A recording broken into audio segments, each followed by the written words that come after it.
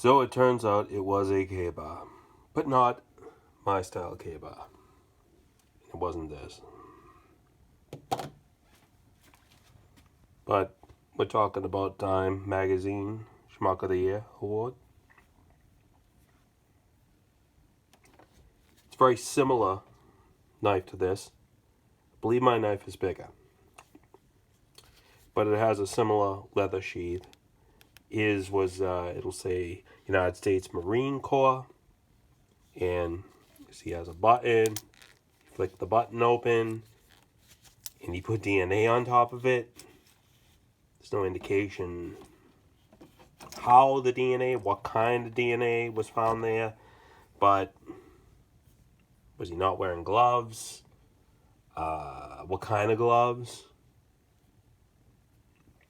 I believe my blade is a little longer than a Marine Corps K-bar. I have a cold right now, chest cold. It used to be called the chest cold or the flu, and now it's called COVID. I think I'm on day 8, day 7 or 8, something like that. A little better. I mean, just that hack mouth type of feeling, weakness, and it is dreary. But I guess this is sunshiny for Moscow, Idaho. But a lot of people wondering, this type of knife, this is going to be a little big. I think the blade is longer on my knife. I don't have the ruler right in front of me. But I weighed this last night, just alone. I mean, I don't know if you can tell by my hand. This just has a nice weight to it. It's 12 ounces. This is heavy. People wondering, just how much power it would take. Would he get tired? I think he got mentally tired, maybe.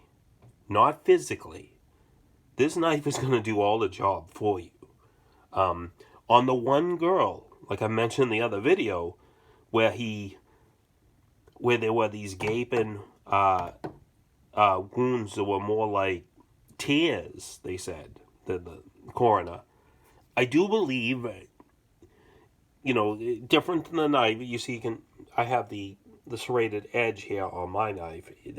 The regular K-bars do not have this, but that is the blade. But I would say he put extra special pressure, coming back like this. So, yes, he has exhausted himself in some way doing something like that. But really, he killed 4 people. And supposedly in rapid order. He met another potential victim in the hallway and basically said hi, which is queer beyond belief because she doesn't come out of her room for 6 hours. Doesn't call the police. If I see someone in my house, guess what? He's getting one of these. In the middle of the night, someone's in my house. You're getting messed up. I live in Massachusetts, but I'm messing you up. You're going to be in a very bad way. And you better hope I don't pick up the K-bar. You better hope I take the billy club and crack your skull wide open. I think what happened, and this is my amateur profiling, I think he dreamt this up in his head with absolutely no idea just how graphic this would be.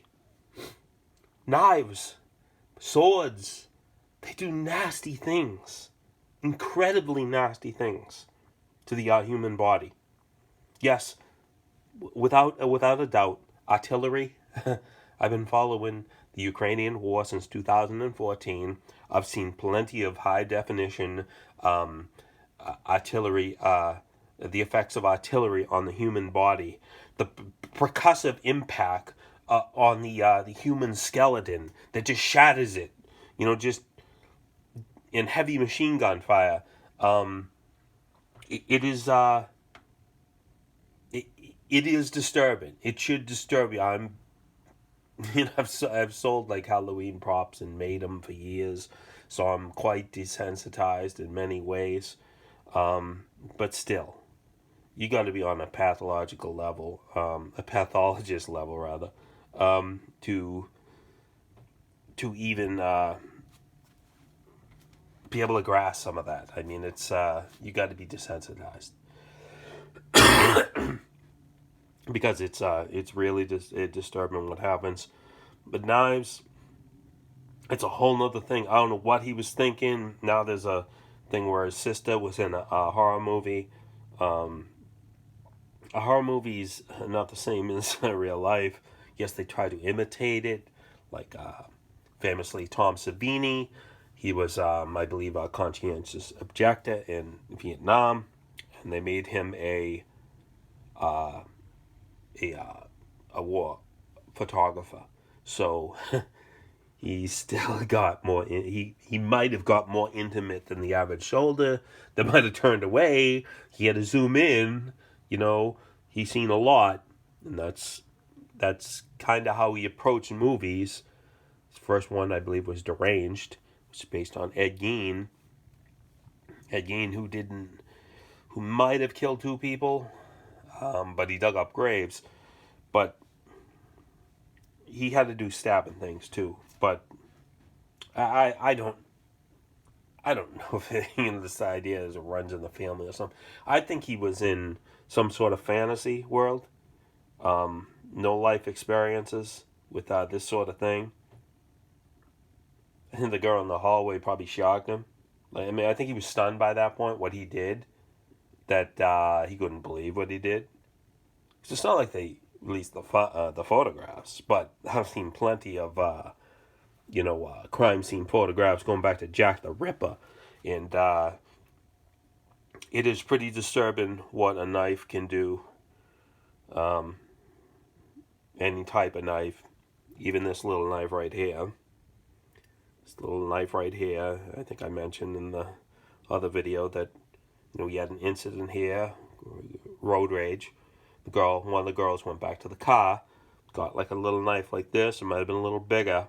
She went right for the neck, got the jugular, dead. And she's serving life in prison as a result. So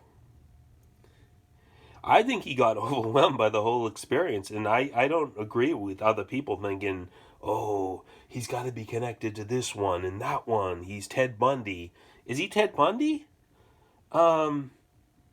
Ted Bundy was doing way different things.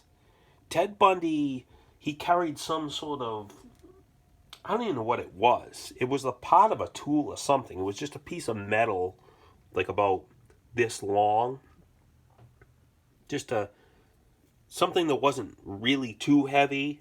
And he would conk them over the head.